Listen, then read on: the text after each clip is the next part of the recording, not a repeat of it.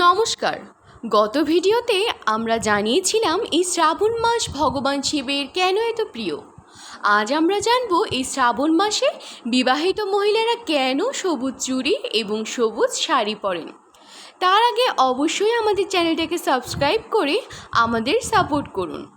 চলুন জানা যাক। আপনি কি কখনো খেয়াল করেছেন শ্রাবণ মাস এলেই আমাদের চারপাশে কত সবুজ রঙের ছোঁয়া ছড়িয়ে পড়ে? রাস্তার মোড়ে, বাজারে কিংবা পাড়ার উঠোনে বিবাহিত মহিলাদের হাতেও ঝমঝমে সবুজ চুড়ি আর গায়ে সবুজ শাড়ি। কিন্তু কেনই সবুজের এত জয় জয়কার? আজ চলুন খুঁজে বের করি সেই সুন্দর প্রথার পিছনের গল্প। শ্রাবণ মাস মানেই বর্ষার সময়। এই সময় প্রকৃতি নতুন করে জেগে ওঠে, চারদিকে সবুজের সমারোহ। হিন্দু ধর্মে সবুজ রঙকে ধরা হয় উর্বরতা, সজীবতা এবং শুভ শক্তির প্রতীক হিসাবে। বিবাহিত নারীরা বিশ্বাস করেন শ্রাবণ মাসে সবুজ চুড়ি এবং সবুজ শাড়ি পরলে সংসারের শান্তি, স্বামীর দীর্ঘায়ু এবং পরিবারের মঙ্গল হয়। এই প্রথার সঙ্গে আছে ধর্মীয় যোগও। অনেক জায়গায় শ্রাবণ মাসে শিব পূজা, মনসা পূজা বা বিভিন্ন দেবীর আরাধনা করা হয়।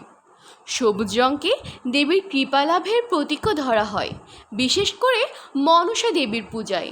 সবুজ শাড়ি ও চুড়ি পরার জন্য এক প্রকার অর্ঘ্য, যার মাধ্যমে ভক্তি আর প্রার্থনা প্রকাশ পায়। তাই যখনই আপনি শ্রাবণ মাসে কোনো মহিলাকে সবুজ শাড়ি এবং সবুজ চুড়িতে সাজতে দেখবেন, মনে রাখবেন এটা শুধু প্রকৃতির রং, বিশ্বাসের ভক্তি আর সম্পর্কের ভালোবাসা। সব মিলিয়েই এই প্রথা আমাদের ঐতিহ্যের অমূল্য অংশ। আমাদের এই ভিডিওটা যদি আপনাদের ভালো লেগে থাকে তবে অবশ্যই আমাদের চ্যানেলটাকে সাবস্ক্রাইব করে আমাদের চ্যানেলটাকে সাপোর্ট করুন। আপনাদের কেমন লাগলো এই গল্প? ভালো লাগলে লাইক, শেয়ার করতেও ভুলবেন না। আবার দেখা হবে নতুন একটা গল্প নিয়ে। হর হর মহাদেব।